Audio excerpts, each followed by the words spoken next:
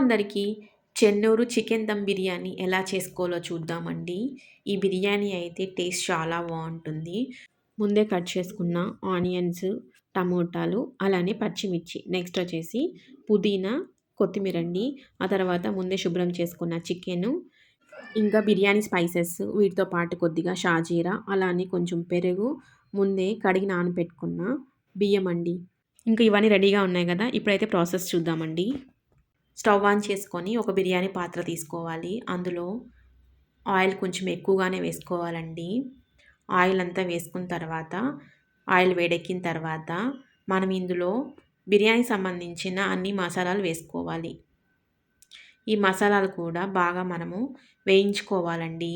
ఈ బిర్యానీ మసాలాలు లో ఫ్లేమ్‌లోనే పెట్టుకొని బాగా వేయించుకోవాలండి. ఆ తర్వాత మనము ముందే కట్ చేసుకున్న పెద్ద సైజు ఆనియన్స్ 2 అయితే ఇందులో వేసుకుంటున్నాము. ఇందులో వేసుకున్న తర్వాత ఈ ఆనియన్స్ బాగా వేయించుకోవాలండి. అసలు ఈ ఆనియన్స్ పచ్చివాసన ఏమీ ఉండకూడదు. గోల్డెన్ బ్రౌన్ కలర్ వచ్చేంత వరకు ఈ ఆనియన్స్ అయితే మనం వేయించుకోవాలి. చూడండి, ఇలా అయితే వేయించుకోవాలి. ఇప్పుడైతే 2 టేబుల్ స్పూన్స్ అల్లం వెల్లుల్లి పేస్ట్ అయితే వేసుకుందామండి. ఈ అల్లం వెల్లుల్లి పేస్ట్ కూడా పచ్చివాసన పోయేంత వరకు వేయించుకోవాలి. ఈ అల్లం వెల్లుల్లి పేస్ట్ నూనెలో బాగా వేయించిన తర్వాత పూసగా అయితే రావాలండి. చూడండి, ఇక్కడ చూపిస్తున్నాను చూడండి వీడియోలో. ఇలా అయితే బాగా వేయించుకోవాలి. కింద అడుగంటకుండా వేయించుకోవాలండి.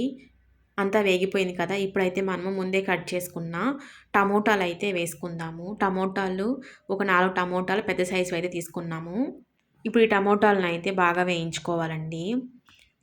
ఈ టమోటాలైతే బాగా మెత్తపడిపోయి గుజ్జుగా అయిపోవాలి. అంతవరకు బాగా వేయించుకోవాలి. ఫ్లేమ్ లోలోనే పెట్టుకొని వేయించుకోండి. ఇలా అయితే బాగా వేగిపోయినాయి కదా! ఆయిల్ కూడా పైకొస్తుంది చూడండి. ఇప్పుడు మనం ఏం చేయాలి అంటే ఇందులో ఒక 3 కప్స్ వరకి వాటర్ అయితే యాడ్ చేసుకోవాలండి. యాడ్ చేసుకున్న తర్వాత ఇందులోనే టేస్ట్‌కి తగ్గ కల్లుప్పు అయితే వేసుకోవాలి. కల్లుప్పు కూడా వేసుకున్నాం కదా! ఇందులో కొంచెం పసుపు వేసుకోవాలి. అలానే పచ్చిమిర్చి వేసుకోవాలండి. పచ్చిమిర్చి వేసుకున్నాక కొంచెము పుదీనా వేసుకోవాలి. అలానే కొంచెము కొత్తిమీర వేసుకోవాలి. వేసుకున్న తర్వాత ఒకసారి బాగా మిక్స్ చేసుకోవాలి. మిక్స్ చేసుకున్న తర్వాత మనము ఈ మసాలా అంతా మూత పెట్టుకొని బాగా మరిగించుకోవాలండి. ఈ చికెన్ దమ్ బిర్యానీకి ఈ మసాలానే అండి చేసుకోవాల్సింది. ఈ మసాలా చేసుకున్నామంటే బిర్యానీ కూడా పర్ఫెక్ట్‌గా రెడీ అవుతుంది. ఒకసారి ఇప్పుడు మూత తీసి చూద్దాము. వాటర్ అంతా బాగా బాయిల్ అవుతుంది కదండీ!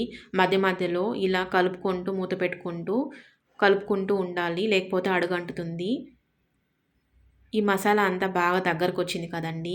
ఇప్పుడు మనం ఏం చేయాలంటే, మనం ముందే క్లీన్ చేసి పెట్టుకున్న చికెన్ అయితే ఇందులో వేసుకోవాలి. నేనైతే 1 కేజీ వరకు చికెన్ తీసుకుంటున్నానండి. చికెను కొంచెం పెద్ద పీసెస్ తీసుకుంటున్నాను. బిర్యానీకి కొంచెం పెద్ద పీసెస్ ఉంటేనే బావుంటుంది కదా! ఇప్పుడు ఒకసారి చికెన్ అంతా ఈ మసాలాల్లో బాగా ఒకసారి వేయించుకొని బాగా మగ్గించుకోవాలి. ఈ చికెన్ అంతా ఉడుకుతుంది కదండీ! ఇప్పుడు మనము ఒక 3 టేబుల్ స్పూన్స్ వరకి కారం పొడి అయితే యాడ్ చేసుకోవాలండి. ఆ తర్వాత ఒక 2 టేబుల్ స్పూన్స్ వరకి ధనియాల పొడి అయితే వేసుకోవాలి. అలానే కొంచెము గరం మసాలా, కొంచెము చికెన్ మసాలా వేసుకొని మళ్ళీ ఒకసారి వేయించుకోవాలండి. ఈ మసాలా అంతా బాగా దగ్గర పడాలని దగ్గరకు పడి ఆయిల్ కూడా పైకి రావాలి. అప్పుడే టేస్ట్ బావుంటుంది. మనం ఇప్పుడు ఇందులోకి కొంచెము పెరుగు అయితే యాడ్ చేసుకుందామండి. చూడండి, బాగా చికెన్ పడి దగ్గరకొచ్చింది కదా! మసాలా అంతా ఆయిల్ కూడా పైకొస్తుంది. మళ్ళీ ఇప్పుడు ఒకసారి పెరుగేసిన తర్వాత మిక్స్ చేసుకుందాము.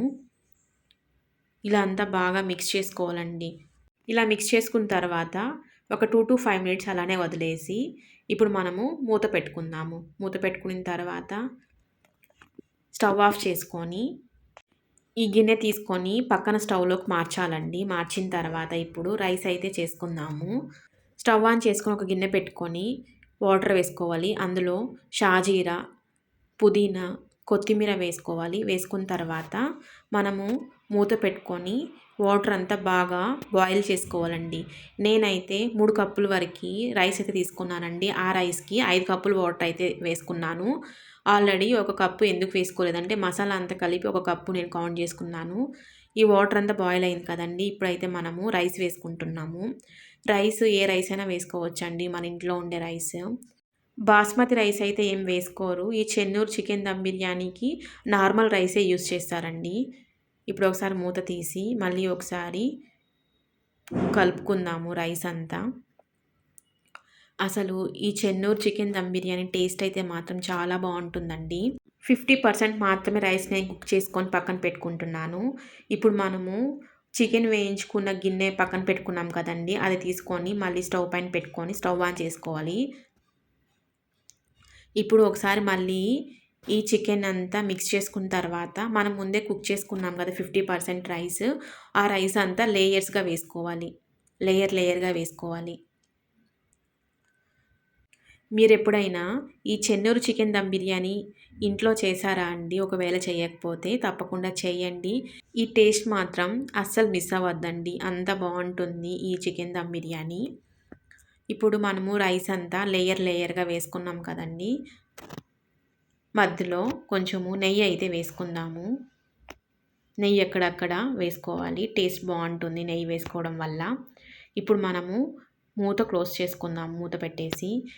ఇప్పుడు దమ్ కోసము ఒక గిన్నెలో వాటర్ తీసుకొని ఈ బిర్యానీ పాత్ర పైన అయితే పెట్టుకుంటున్నాను. దమ్ పోకుండా ఒక హై ఫ్లేమ్‌లో ఒక 10 మినిట్స్, లో ఫ్లేమ్‌లో ఒక 10 మినిట్స్ కుక్ చేసుకుంటే మన ఎంతో టేస్టీ చెన్నూరు చికెన్ దమ్ బిర్యానీ అయితే రెడీ అయిపోతుందండి. చూడండి ఇప్పుడు ఒకసారి మూత తీసి చూసాను. మన బిర్యానీ రెడీ అయిపోయింది.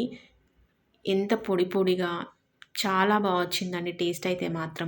చికెన్ పీసెస్ కూడా బాగా కుక్ అయినాయండి. ఇంకెందుకు చెప్పండి ఆలస్యం. వేడి వేడిగా చికెన్ దమ్ బిర్యానీ అయితే రెడీ అయిపోయింది కదా! ఇంకా ప్లేట్‌లో పెట్టుకొని అయితే తినేద్దాము. అలానే మీలో ఎవరైనా ఫస్ట్ టైం నా ఛానల్ చూస్తున్నట్లయితే లైక్ చేయండి, షేర్ చేయండి, సబ్స్క్రైబ్ చేసుకోవడం మాత్రం మర్చిపోకండి. Thanks for watching.